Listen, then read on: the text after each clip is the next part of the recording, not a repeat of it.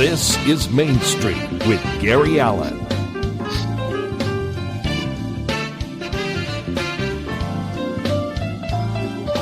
Now, here's Gary. And hello, everybody, and welcome to Main Street. Gary Allen with you, your humble host, as we are every week. Hope everybody's had a wonderful time since the last time we spoke. Hope everybody's having good health and great weather and all that good stuff that goes along with it. We got a terrific show for you today. Normally, we would have three of us, but Mr. Dave Lamont is off doing the PBA tour. That's bowling for those of you who are not familiar with those three letters.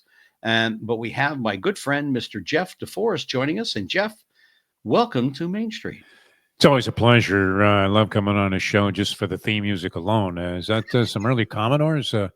Might be the best theme intro that, the show could be a complete bust, a complete bomb after that. And people would probably feel like they were wildly entertained by the fact that you have that music at the beginning. And you guys do a great job. Good to be with you. I was trolling the internet looking for music when we first decided to come back on the air, and went to YouTube and start listening to different music from different person here and there and everywhere. And I limited it down to three people, and then this music. And I went, sounds like Miami Beach, a little bit kind of jazzy kind of a thing, Maybe some Commodores, early Commodores. Yeah, well, that'd be good. Jeff, the Kentucky Derby is come and gone, but we have the Preakness this week. And I'm angry about one thing. What, you lost all your money? No. I don't ever bet anymore. I did that with Super Bowl III and learned my lesson early in life. You didn't lay the points with the Colts. What are you talking about? Oh, well, you had a reason to. Yeah, I had a reason to. But even my brother after that went, are you out of your mind? $700 on us? Everybody thought they were going to crush the New York Jets. I happened to be a Jet fan at the time, and I was working at Shea Stadium as a vendor from 1964 through that Super Bowl winning year, which 1969's Super Bowl season. I guess it was a 68 season concluding. Yeah. Great build up to that. And of course, I had a huge affinity. I love Joe Willie. I saw all the games. We went to all the home games at Shea. My father still laughed at me to his grave because I remember he asked me, so you got the job at Shea Stadium as a vendor, which turned out to be, honestly, Gary, one of the best jobs I've ever had in terms of a learning experience all the way around from many different angles. You had to learn to deal with people. You had to learn to deal with the crowd. You had to learn to deal with money and responsibility and all this stuff. And I was 14. So I was 19 at the time. And I loved the New York Jets. I thought they had a great team, and they're being vastly undervalued and underrated. And I took advantage of the 17 and a hook, and then they went outright. I wish I had more guts. I would have gone on the money line there, which had to be substantial, but it wasn't as popular of a bet back in the day. But they had a lot of talent on that team. Don Maynard, George Sauer on the outside, and Pete Lamons was a totally underrated NFL tight end. Matt Snell, Emerson Boozer, and, of course, Joe Willie, and an excellent offensive line and a defense that wasn't half bad either. And they still needed a lot of luck to prevail, even though they dominated the game. But I will never forget that. Joe Willie going to the tunnel with the number one.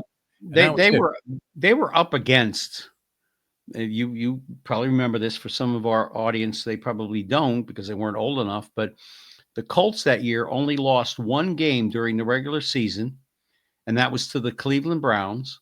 Then they went to Cleveland by the way things were set up in the NFL for the playoffs. Instead of playing in Baltimore, they went to Cleveland to play for the NFL championship, and the Colts beat the Browns 35-0. And the Colts had on that team Papa Smith, 9 Hall of Famers. Yeah, eventually Hall of Famers. And my brother was going to become one, but not at that time. He was still a weak side linebacker. He had just got through playing running back for the Colts for a couple of years, his first 3 or 4 years. And they had a lot of great players on that team. But John was not John Unitas anymore. Earl Morrill, through some catastrophes during the game. When he missed Tom Manny, he was wide open in the end zone. It wasn't Matty. It was Tony Lorick. Okay. Tony Lorick was wide open, and the Colts had their blue jerseys, but behind them was the Colt marching band in blue. He couldn't see him. All right. He couldn't see him. I got to know Earl a little bit, since he was a Dolphin legend and he owned the Arrowhead Country Club.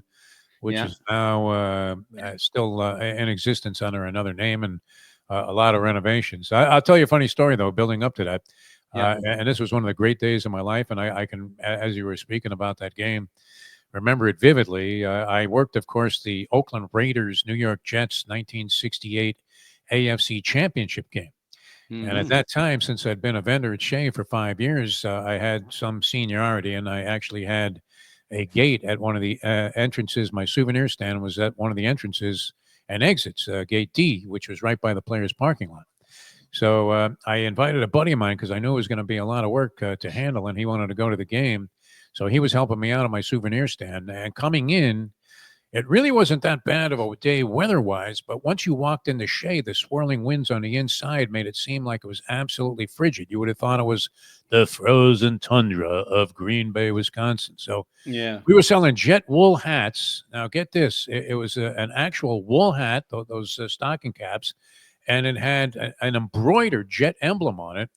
And the hats were $1.50. All right. Oh God. So before the game started, my buddy and I, we had sold $800 worth of wool hats and souvenirs, but it was almost all the hats.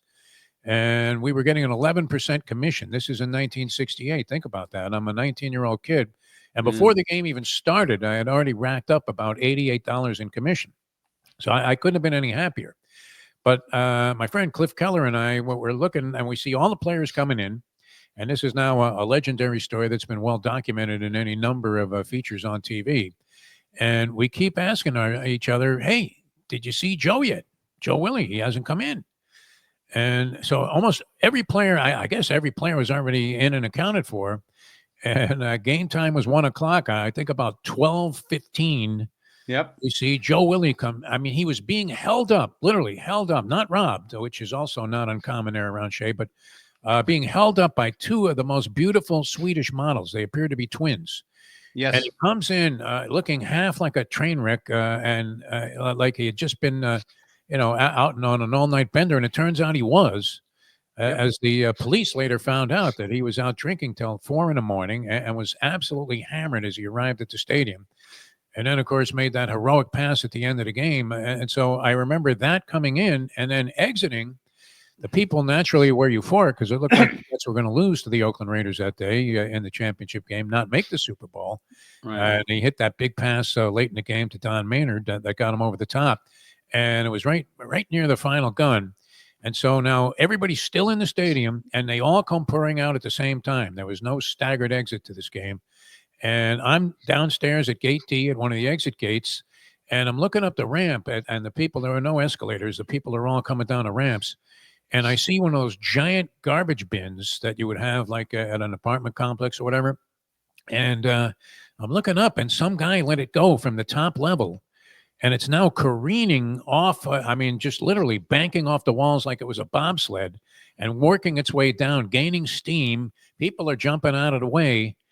And I'm looking up and I'm selling a lot of stuff, and you're responsible for the money. You can't let anybody walk off with anything without accounting for it. I mean, if somebody steals something off your stand or if it, gets wrecked and everybody makes a mad grab for the stuff that you had, you're going to have to pay for it. So that $88 looked like it was going up in smoke because this garbage bin is careening down the ramps and it's heading straight for my souvenir stand. And fortunately, it just veered off at the last second and didn't bowl everything I had on there over. And we had a very strong sale on the way out as everybody wanted a souvenir from the game. Yeah. And I can still envision that, Gary. I can still envision that garbage bin coming down the ramp there and heading Mhm. straight for me. And what is this? It's 55 years later, and it's still a vivid image. But it was a great comeback win. And, of course, nobody expected them to do anything but trounce in the Super Bowl. Joe guaranteed the victory, Yep. and the rest is history. But the weird part, when then we'll move on to things of modern day, when the Colts got their ball right off the bat at the beginning of the game, they start marching down the field. Tom Maddie left, Tom Maddie right, John Mackey down the middle, this, that, and the other. Earl had them clicking on all cylinders, and it looked like because I was standing on the Colts sidelines, and I turned to a friend of mine, and I said, it was one of the players' sons, and I said, "Well, it looks like we're going to have this one." He said, "Yeah, we're clicking on all cylinders right now," and what they didn't account for was the Jets' defense and what's his name was the head coach or the defensive coordinator at that time, Buddy Ryan, and they didn't account for Joe's quick release and his 3-step drop. And the Colts just did not make too many changes. And even back then, my brother says there weren't a lot of changes we could have made, Gary. We were who we were, and that was it. There wasn't a lot of changes we could make. I asked Namath years later at Bachelor's 3 in Fort Lauderdale, I said, if you had to play that game a week later after your prediction of winning it, who would have won? He said the Colts. He said the Jets were really. I mean, there was. He said all the fury would have died down. Yeah, he said all the fury would have died down. They could have put more points on the board in that game and really run away and hid. So yeah, and Don Shula never got over it. Anytime you interviewed him and asked him about that, yep, he would kind of stick the chin out there and wonder why you didn't ask him a different question. And he would always mention that one thing. He said, "Well, Joe had that quick release." Yep, and he sure did. So that was his start. And for the Colts themselves, Bubba Smith, who I saw a couple of weeks before he died in L.A., my brother and others, you can see it's on film. They could win Super Bowl 5, Super Bowl 6, 7, 8, 9. It was Super Bowl 3 that hurt them the most because they should have annihilated the Jets on paper. Okay, in reality is another thing altogether, and that's something else. But people discounted the AFL though. They didn't realize they did. These players were and how exciting they were. They had much more. It was kind of like the ABA where they had some real classic high wire act players. Oh yeah, they had some great. I mean, they had some great. Indiana Pacers were part of the ABA. Yeah, Indiana wasn't. But anyway, listen. Let's get to your expertise. The Kentucky Derby. You got to have the proper intro here, Gary. Come on, let's put a little show business into this show. That's Tommy. That's Tommy there. Yeah.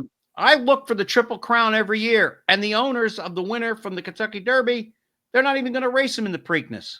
I mean, come on. I don't have a problem. Shouldn't there be a rule? No. That if you win, absolutely not. Couldn't disagree with you more. And I think it's time for a change. Named after the horse that won at Hialeah Park in the Flamingo Stakes that year, when everybody thought Devil's Bag was going to be a cinch Derby winner. And oddly, Devil's Bag's only loss out of 9 races career-wise was in that Flamingo Stakes. I remember being there that day, and Time for a Change wins. Dr. Carter was also a very prominent horse. Everybody thought it was going to be a battle between Devil's Bag and Dr. Carter. Devil's Bag, there was something wrong with him, and he finished third in that race. But other than that, won every other time, and he was out and averaged about 7-8 lengths per victory. See, I believe this. All sports have evolved. I was just talking about this. I was out at Gulfstream Park on Friday, the aftermath of the Derby. I was talking to a couple of degenerate friends of mine, and it was always going to be debate. Well, geez, this is the classic tradition. Almost every sport has changed something about the way that it's conducted, whether it's adding teams to the playoffs, length of playoffs, playoff series, whatever it is, rule changes to try and secure more safety for the players. Kickoffs and rules have changed in football. Baseball has changed a lot of different things over the years. And these are sports that were very resistant and reluctant to go away from their original dynamics. But it's time for a change. Look, horses don't run that often anymore. And that's one thing. And 3-year-olds are an evolving part of the breed where many of them are not really ready to even run in the Kentucky Derby. So now they do something at Churchill Downs on a difficult track and a difficult setup in a 20-horse field that they've never done before, go 1.25 miles. And you're asking all of them possibly to come back and run 2 weeks later when no horses do this anymore. You rarely see a horse come back 2 weeks after any kind of significant victory. So I have all the respect in the world for Bill Mott, great trainer, trainer of Sovereignty and the connections, to skip the Preakness. On one hand, you would love to see a Triple Crown, but I think that's more an onus on the people that control thoroughbred racing. And what would it hurt them to spread this out a little bit longer and allow horses that came out of the Derby, even the winning horse, proper rest and a chance to recover? You wouldn't throw Bob Gibson 2 days in a row, would you? If the no. At stake? First of all, I wouldn't want to be the one to tell him he's throwing 2 days in a row. Jeff Deforrest is our guest. Jeff Deforrest is our guest. Jeff Deforrest is our guest on Main Street. Jeff, you've got some interesting guests coming up on your show, which I want you to plug. You have one of the jockeys It's going to ride journalism, I think you said. Yeah, Umberto Rispoli, a dashing Italian, really strong on the West Coast. He's one of the dominant riders on the Santa Anita Del Mar circuit, and of course they still race at Los Alamitos. But he's a great guy. If you saw that Netflix series, I know Tommy was saying that he watched that, and he comes across as just a terrific human being. Yeah. Turns out he's a great guy, and I got very lucky through a connection. We've been trying to preview on our Bleacher Brothers site and the YouTube channel that Bleacher Brothers has, where I'm doing a Yeah. show called Conversations. What time is that going to be on that people can watch it? Tomorrow, its first appearance live would be 12 o'clock tomorrow, 12 noon Eastern time, to accommodate Rispoli, who is on the West Coast currently, and there was some uncertainty whether or not journalism would go in the Preakness. His connections were also debating whether to race. Right. I don't know that Sovereignty's pulling out of the race or saying that he was going to wait till the Belmont influenced them. Obviously, they have concerns for the horse being in shape and ready to go. They don't want to risk injury, but he is going to be in. He's going to be the morning line favorite. Right. And we will be talking tomorrow at noon on Bleacher Brothers to Umberto Rispoli from Santa Anita, and then Larry Colmus, who announces the races for NBC. Great race caller, had a dynamic call in the Derby. He's also going to join us. He's friends with Umberto as well, so that should be a lot of fun. If you wanted to get some insight into the upcoming Preakness and what it was like in the Derby to finish second to Sovereignty, Umberto Rispoli will be our special guest tomorrow. You know what we should do, Jeff? There you go. We needed some There sound. we go. Now you're talking, Tommy. Now you know what we should do, Jeff, is have some of your connections in the horse racing industry on, a trainer, a jockey, etc., and talk to the people on the show on Main Street about horse racing, how it's evolved, where it's going, the training of horses, and maybe get rid of some of the misunderstood aspects of horse racing. So maybe you could work on that for us and maybe get that in the next month or two. You know what's great about horse racing? I love offbeat sports by comparison to many people. I'm a big fan of football, basketball, baseball, hockey. I love all of that, but I've always been attracted and had kind of an inherent connection to boxing and horse racing. And one of the things I found over the years that's absolutely fantastic about both of those sports is how accessible people are. What would be the chance that going into a World Series, some guy with a streaming video site could call up the people like Aaron Judge and get him through his communication people to come on a show 3 or 4 days before the World Series got going? I mean, unless you knew the guy personally, it'd be very difficult. Absolutely. But they're always accessible. Also on Bleacher Brothers, they had Mark Cassie, the trainer of Sandman before the Derby. We've had a lot of people from FanDuel TV. And both boxing and horse racing, just terrific in that regard. I had Jason Worth on the show a couple of weeks ago before the Derby, and he, of course, just got into horse racing. And the first colt he ever owned was a horse called Dornock, who won the Belmont Stakes last year. And this was kind of a funny story. So I'm trying to set up this video stream with Jason Worth. We were trying to accommodate his time frame, and he was at the Derby. He actually had another horse in the Derby this year. Dornock ran in the Derby, but was up the track last year, then came back and won the Belmont, skipped the Preakness. He had a horse, a bomb called Flying Mohawk, running in the Derby this year. So here's Jason Worth, who in 2010 with the Phillies signed, he went to the Nationals 2010. He signed a $126 million contract in 2010. Huge numbers. He owned a horse that won the Belmont Stakes. He had a horse running in the Derby. He's highly recognizable, the World Series champion with the 2008 Phillies, All-Star in 2009. And I start the stream, and as we begin talking, we're not even 5 minutes into it. Now, you know how it is when you score somebody you think is, wow, this is a major get to have before the race. Everybody's in hot demand. He's also featured prominently in that Netflix series, Race to the Crown. And so I get him on after a little maneuvering. He wasn't quite on time. He was trying to find a place where he could do the broadcast. And some overzealous waiter is throwing him out of the room that he's doing. He went to a spot where he could hear me and speak, where it was. I mean, you're talking about a huge crowd, even on a Thursday at Churchill Downs.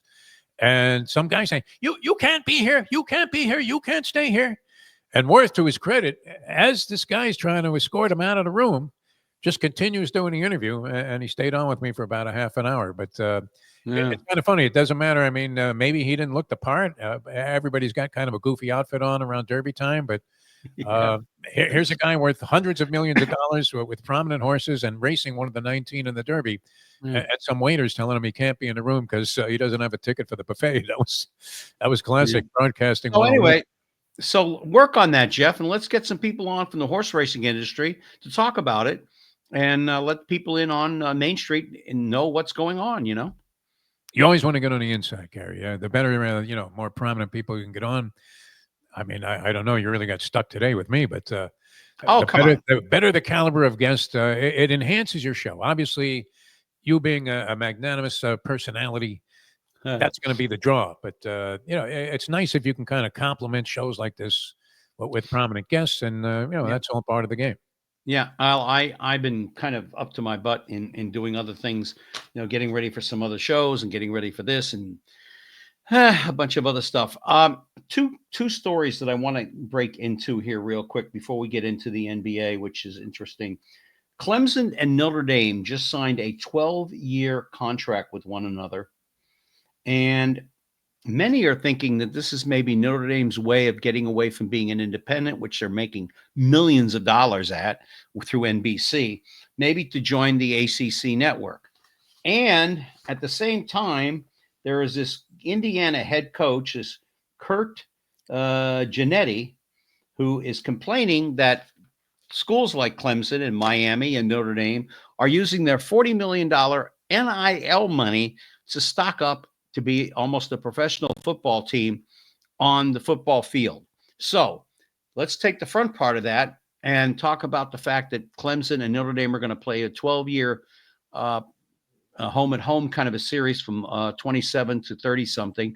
I don't know if that's going to entice Notre Dame to join the ACC. They're making, I don't know how many millions of dollars through NBC being independent. They seem to be reluctant, except for certain sports, to join the ACC when it comes to football. Well, I mean, they have good reason not to. But, I mean, Yeah. maybe times have changed. I can't imagine anybody complaining about NIL money. And when you say that this guy is asserting that they're almost a professional enterprise, well, what the hell are they, Gary? Of Yeah. course they're a professional enterprise. That's what it's been for a long, long time. It's been professional sports. I had a theory a long time ago, and even guys the caliber of a sports broadcaster of a Dave Lamont, I think, laughed at me when I suggested that they should just Don't feel bad. Dave laughs at every one of us.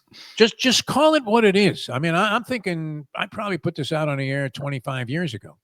And everybody was complaining about this and that, and payoffs, and the guys were getting money under the table. And we all know that was going on. Yeah. I'll never forget, there was a basketball player when I went to Syracuse who I had great admiration for. And he came along a couple of years after me, and it was a kid named Dennis Duval, who didn't really pan out as a pro, although he was like an all Long Island player. He looked like the second coming of Dr. J. And Dennis Duval didn't come from the most enriched neighborhoods in Long Island or on Long Island, shows up driving some kind of fancy red Lamborghini type vehicle. And so you're looking and go, hey, everybody's wink, wink. Oh, okay, well, obviously somebody gave him the money to buy this car. It wasn't like, not to denigrate him. He turned out to be an excellent human being and had a nice career, I believe, as the chief of police, maybe even in Syracuse, New York. But he played, I think he was drafted by the Pistons. He played a couple of years in the NBA. But you're looking at that and going, of course, this has been going on forever, Gary. I mean, Yes. And I thought, well, why not Yeah. just, come out of the closet here with all of this and declare, and who cares if these guys went to class or not? Nobody really gave a flying one. I remember I was playing freshman baseball at Syracuse, and a friend of mine says, hey, you really ought to go to this tutor class that's going on right now. They're going to give you all the answers that are going to be on the political science test tomorrow. And so I go, and sure enough, and I hadn't been attending class or paying much attention because I was just new to the idea that I could actually make some scores with women.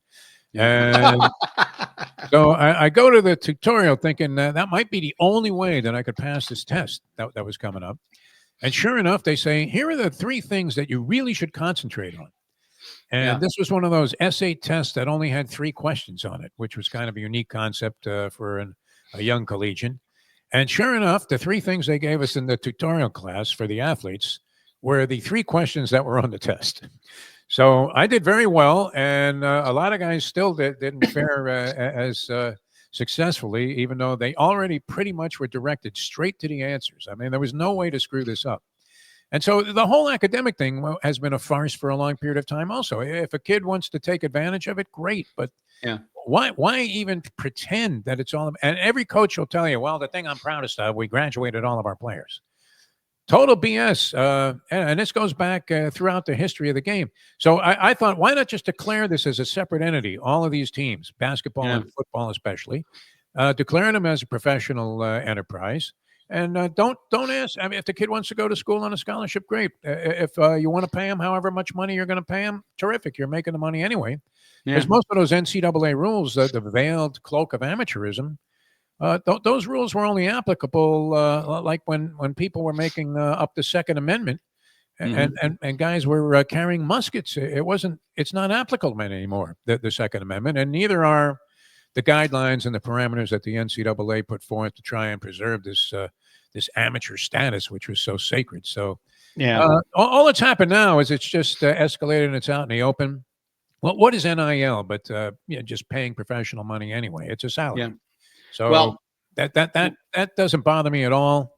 And Mhm. if Clemson and Notre Dame want to sign a deal, that's just part of the way and the state of college sports these days. Nick Saban, who recently was appointed by the Tan Man in the White House to be on the commission, which is only like 3 or 4 people, for the what is it?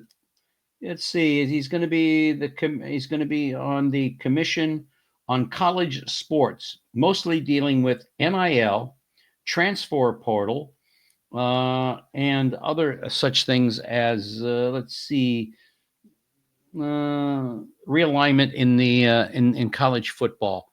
Now, Nick Saban has been against the NIL since it came around, like a lot of coaches are. It might have driven him to go ahead and retire, even though he had other opportunities.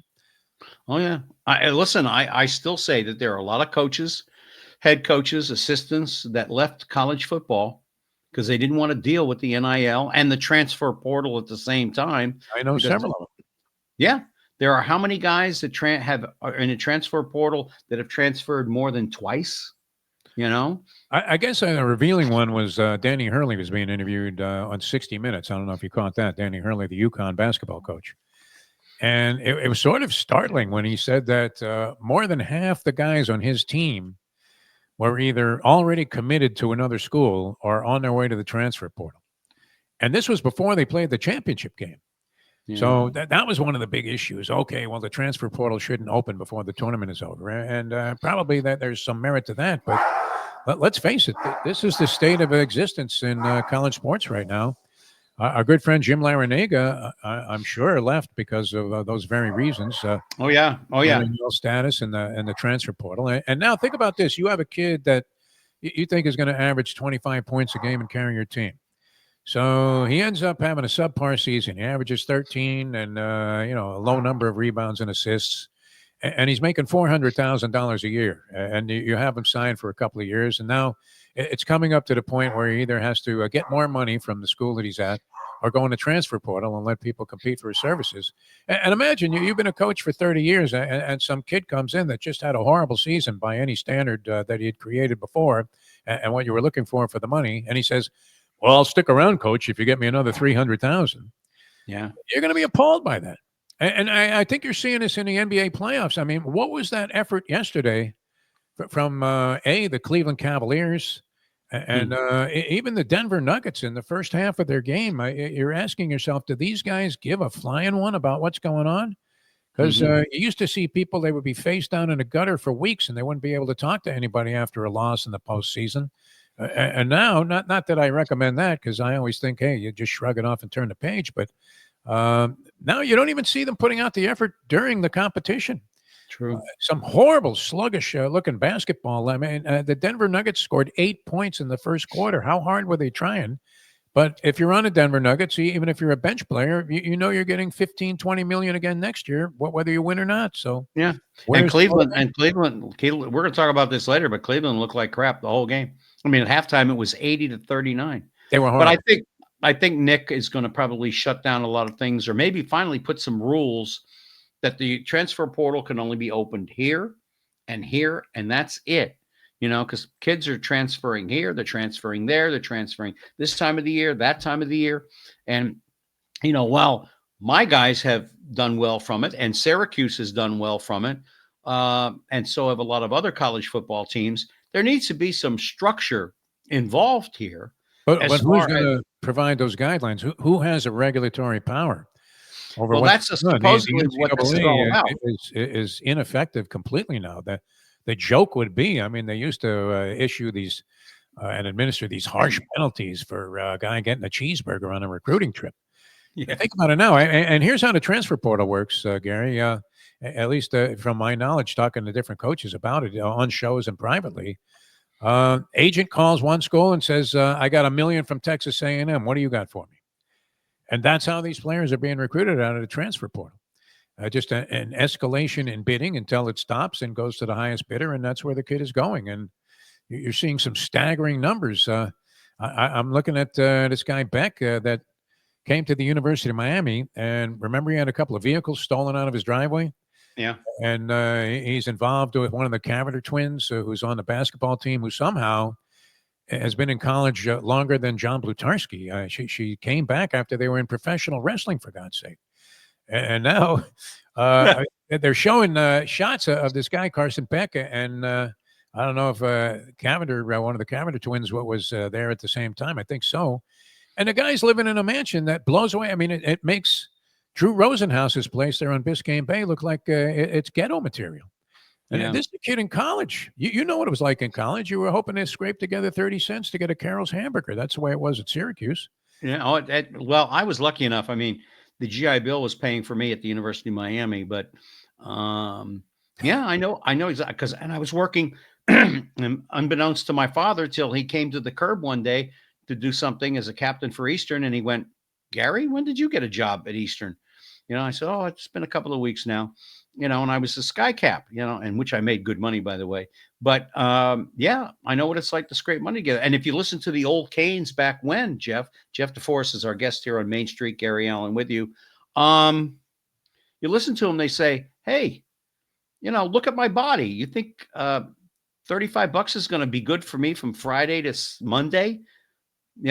And for me to buy food over the weekend?" And some of these guys were already married with kids. Yeah. So something had to be done, but there needs to be some sort of a structure involved in it, because it's just unbelievable what's going The easy on. way would be to follow my advice from 25 years ago, Gary. And that is just declare it and say what it is. Be transparent. It's Yeah. a professional league. The money, because of the need for content on all of these various television outlets, you used to have what, 3 networks. Yeah. And that was it. You maybe had a couple of independent stations, and they showed a game every other leap year, and that was it.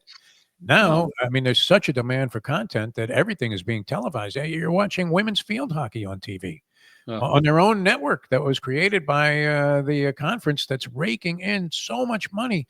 It was only fair. I mean, a matter of time. If the NCAA and the colleges hadn't been so greedy to begin with and just gone along and capitulated to some of the early contentions about players getting paid, mhm. they probably could have staved off some of this and continued to prosper at unbelievable, unfathomable levels themselves. But because they resisted this and said, "Oh no, we can't have that," they ended up eating it, and now the players are in control.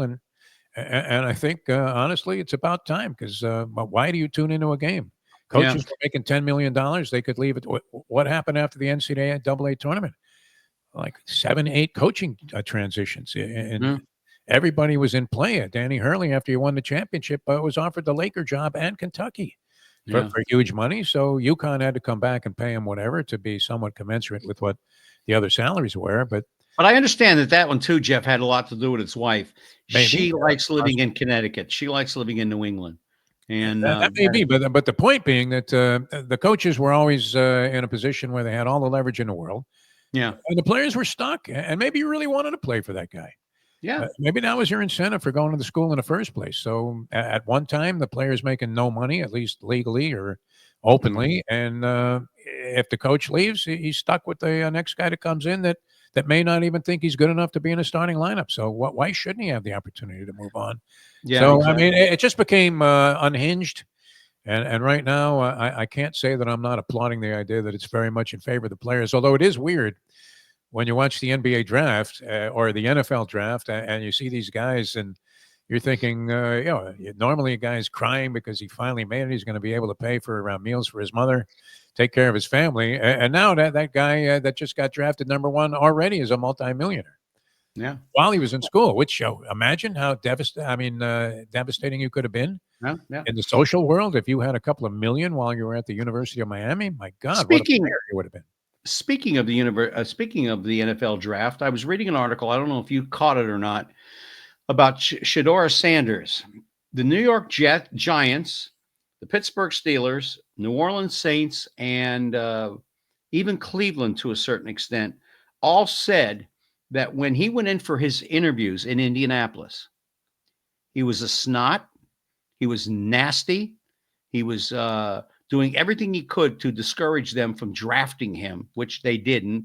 Cleveland did in the end, but they all said that he was saying things and doing things that only one person could advise him to do, and that was his father.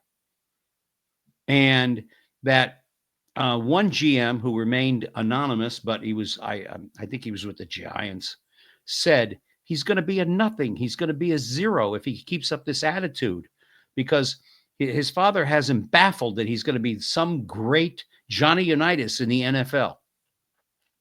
But he caused a lot of his own headaches why he dropped to where he dropped to. And he denies any of these reports. But there are a lot of teams. And I spoke to someone through someone who said to me point blank, oh, yeah. And this guy who told me, oh, yeah, he works for the Colts. Now, the Colts didn't interview him, but this guy was in on the Pittsburgh Steeler interview because he wanted to see how this guy was, because rumors were circulating very fast in Indianapolis about Sanders' attitude. And he said, oh, yeah, Gary, he was a real snot-nosed kid, and he thought he knew more than anybody else. Right in the middle of the interview, he said, oh, I got to take this phone call from my girlfriend, and got up and left and never came back. It's kind of funny. I mean, I don't know. There's so much speculation about this. It's weird when you see a player that potentially was going to be the first overall pick, and I don't think he did anything to show people that he wasn't worthy of possibly being a first rounder necessarily. I mean, with the desperation at the quarterback position in the pros, two schools of thought. One is that pro teams are in the business of winning. All of their jobs are on the line. And if you have a top-notch, top-level potential franchise type quarterback, even if it's going to take them a year or two to develop, but you see that potential in them, you're going for it. I mean, you're not going to bypass the guy because he took a phone call from his girlfriend in an interview.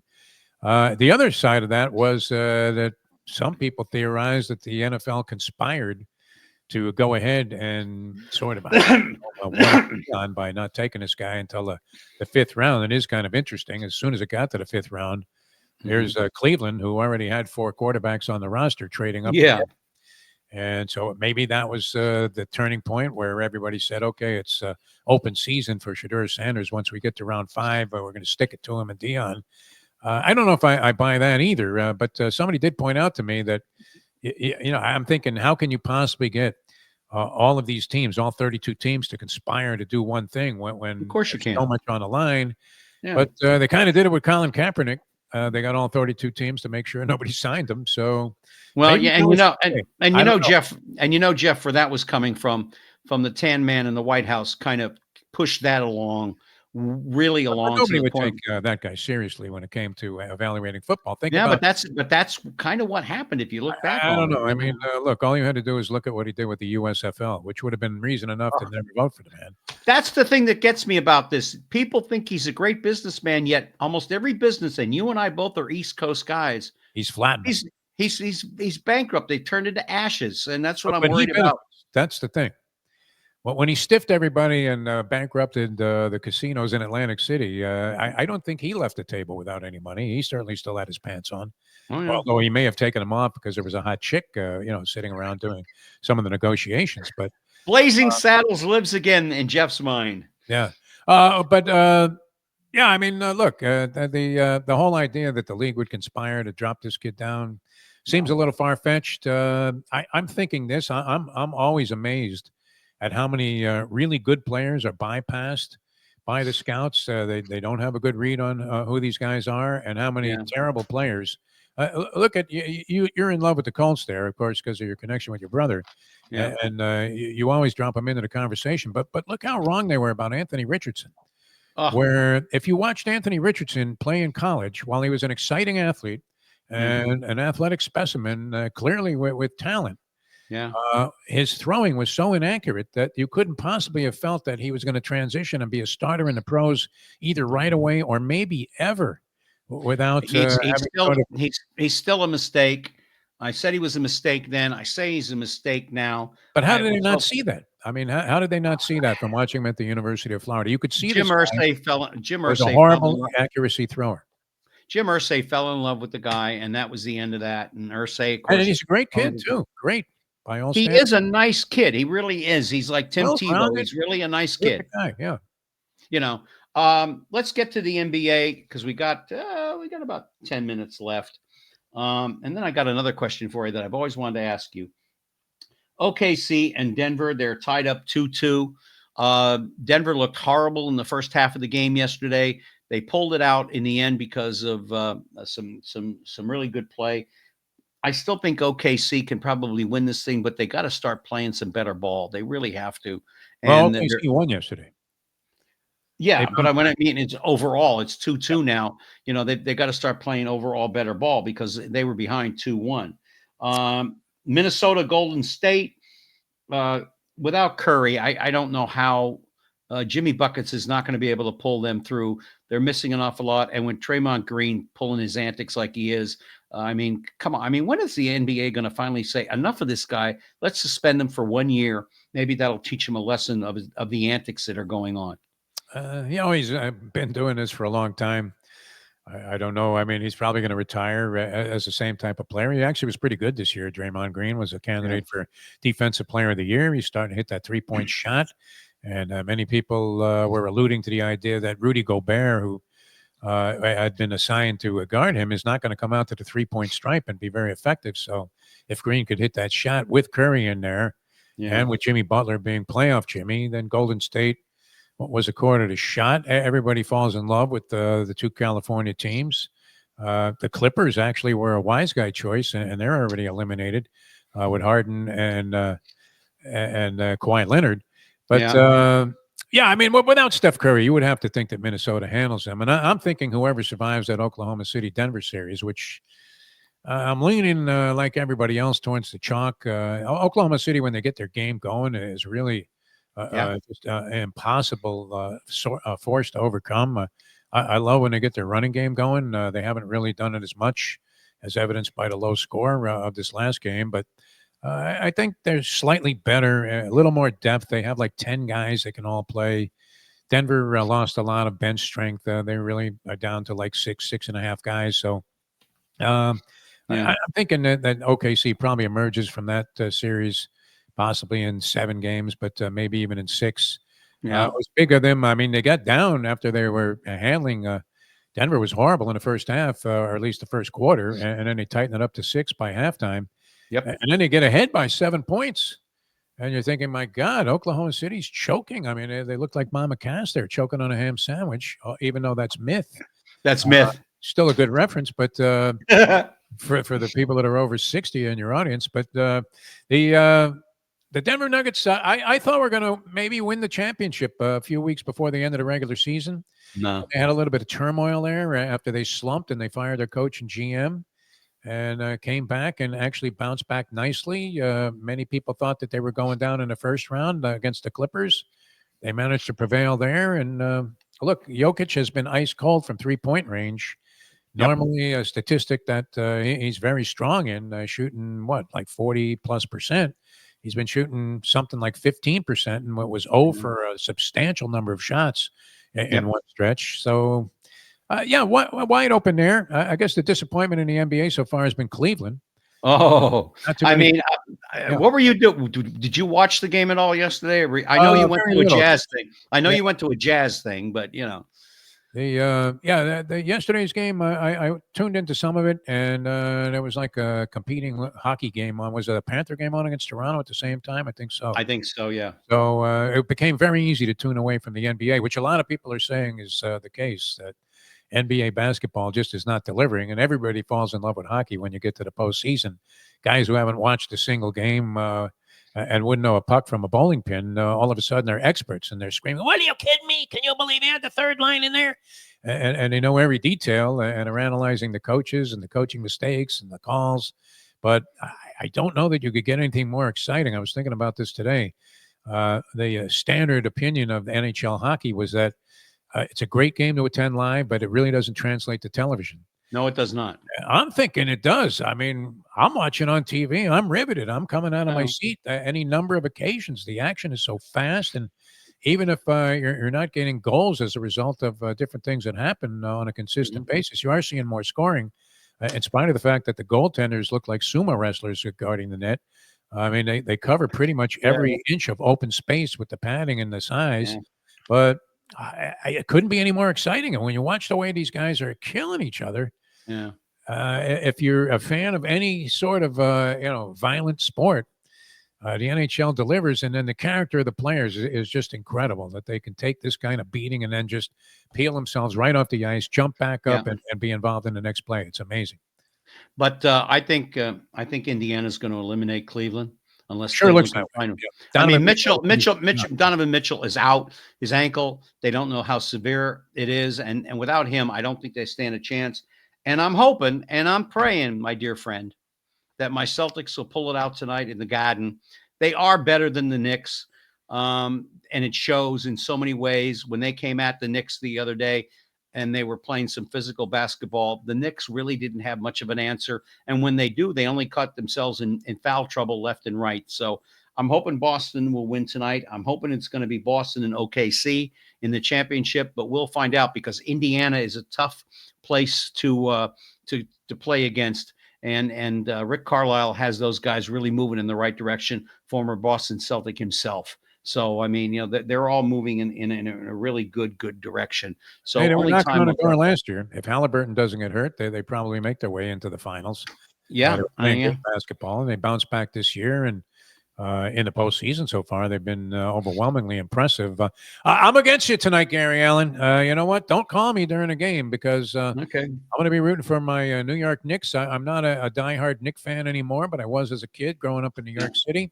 And so, it's the same thing with me. I love the Colts, but not so much anymore like I did 10 years ago. I mean, I still follow them a little bit, but I'll be perfectly honest with you. On Sunday afternoons, if they're on, and I'd rather go take a nap, I'll go take a nap. I mean, it's like I have a syndrome that my brother said eventually would happen to me. And that's like the former player syndrome that after a while, he never watched Super Bowls anymore. He went off and played golf with his friends, and other guys I know went off and played golf and stuff like that.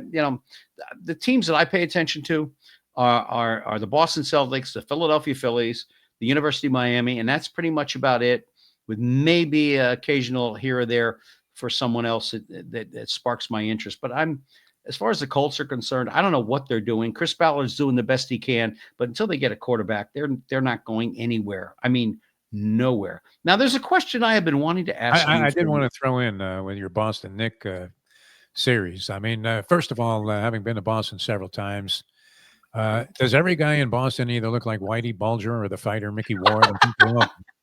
And I would like nothing better than to see these Irish hard-ons in the stand choking on their clam chowder. New York Knicks stick it to them and go up 3-1. Now, this is at Madison Square Garden, so you have all the celebrities on hand there.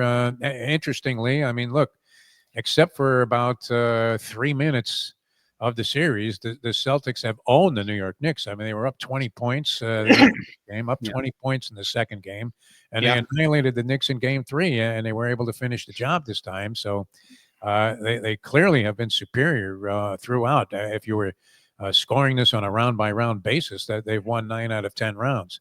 But the Knicks are in there with a chance, having won 2 of the games, and they're at home. If they could pull this off tonight, I would love to see just enormous all-around stuff by the Boston Celtic fans who can be insufferable Oh, And if they tie it up tonight, then I would have to think they probably go on and win the series.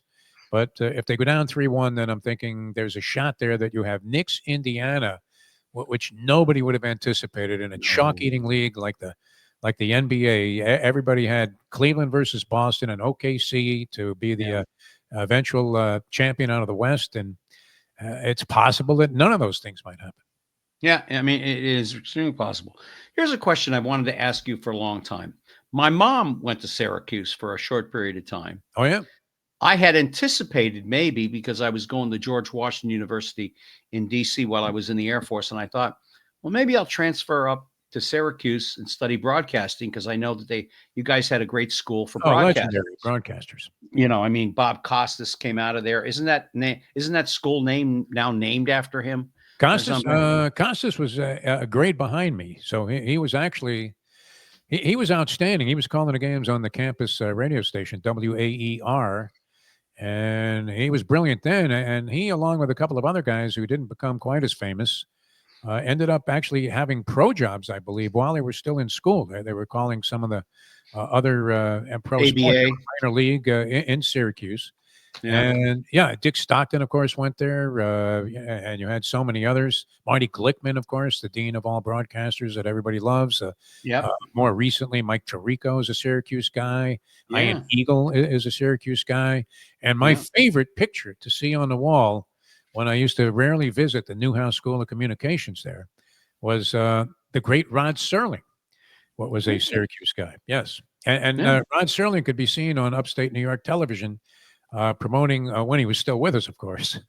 Although, if anybody could pull off doing a commercial from the grave, it would be Serling. He was a big promoter of Genesee Cream Ale, which was a local beer that, as I recall, was outstanding. And I don't see it marketed anywhere else. I'm not sure if it's even brewed anymore. But Yeah. Jenny Cream Ale was one of the great beers I've ever tasted in my lifetime, far exceeding that dishwater that came out of Utica Club. Yeah. But what made you decide? I mean, the School of Broadcasting is what enticed you to Syracuse? I really wasn't paying that much attention. I got the Barron's Guide, and I used to try and figure out, okay, who had a journalism school, and what is the ratio of men to women? And so I tried to find schools that had a favorable balance where I might be able to score a girlfriend. I was enticed by the journalism school. I had heard of it. And then I had written a letter with my baseball credentials to the freshman baseball coach, who was a guy named Herm Card. And I had included a couple of clips that I had from local newspapers like the Belmore, New York Gazette Yeah. or whatever it was. And he invited me to come and try out as a walk-on under the auspices that if I made the team, I would get partial scholarship money. So I did make the team. I did get a little bit of capital. And the other factor that was involved was I only applied to 3 schools. And I got rejected by one of them. And I did get accepted to the University of Missouri, which was also an outstanding journalism school. But I figured of the 2, I'd much rather stay in the state of New York, and I'd heard of the football team. So Yeah. Yeah. that made Well, a big it's the difference. same thing as me. When I got out of the Air Force, I went back home to Hollywood, Florida, where my mom and dad lived, and so my dad said, "So what are you going to do? I mean, you still got college." I said, "I don't know really." So I went down to the University of Miami because I always loved the Canes, and I spoke to the admissions person, and she said, "Well, I can't." She said, "I'll take you." She said, "Your grades are good enough." She said, "I just got off the phone with the people from GW. Everything's fine, but I can't take you right now. You're going to have to come in the winter semester in January because we're all full up." She said, "But I have room for you in January." So I went to Miami-Dade for what, 3 months, I guess it was, 4 months, 3 months, whatever that was. And then finally in January, I went to University of Miami and I studied broadcasting. Journalism first. Then a buddy of mine was doing the college radio station. I got on there with him and suddenly ding, bing, bing, bing, bing, bing. And that was the end of that. You got the bug, yeah. Yeah. And that ended my wanting to be an airline pilot career part. That was All right. what I originally wanted to be, was like my dad, but math and me don't agree. And I wasn't very mature. Even after Vietnam, I kind of reverted back to being almost like a kid again. It was like one of those crazy things. No one could blame you. I'm watching that Netflix series. I don't know if you've watched this about Vietnam that just came out. No, I don't need to do that. Yeah, it might be tough, especially if you were there. But I'm fascinated by it because I do remember from my days at the Cuse. There was a guy, excuse me, across the hall from me my freshman year. He had been in NAM, and he was absolutely flipped out. And I didn't understand it, and now I do. Yeah. Oh, yeah. We've only got a couple of minutes left. You'll be joining us next month, as always. Tomorrow morning, tell people how they can watch your program tomorrow with the people on from the Preakness. Bleacher Brothers, and we do a couple of shows there, but the first show in the morning is more of a Facebook entity. Bleacher Brothers on YouTube. You can tap into their YouTube channel and just look up Conversations. We'll be on 12 o'clock. Alberto Rispoli, riding a favorite in the Preakness, and Larry Colmus, who's calling a race for NBC, does the Triple Crown. Should be as much insight as you can get into what happened in the Derby and what's on the table here, prognosis for the Preakness, as you could possibly find anywhere. We're going right inside the head of the jockey on the favorite here, Gary. Very excited about this. He is Jeff Deforrest. He's my good friend who's going to be moving up my way eventually one of these days, I guess. I don't know. It's still skeptical, but we'll see. All right. Thank you all very much. Jeff Deforrest, thank you for joining us. You're going to be back next month with our good friend from the PBA Tour, Mr. Dave Lamont. And I just want to thank all of you out there very much. And Jeff, you stay right there. And I want to thank all of you so much for joining us here on Main Street. We'll be back next week with another guest, and you'll be really surprised who it is. It's an old dear friend of mine from my days in LA and doing stand-up comedy. And, well, I'm going to leave it as a surprise. Until then, please take care of yourselves and take care of each other. Good day.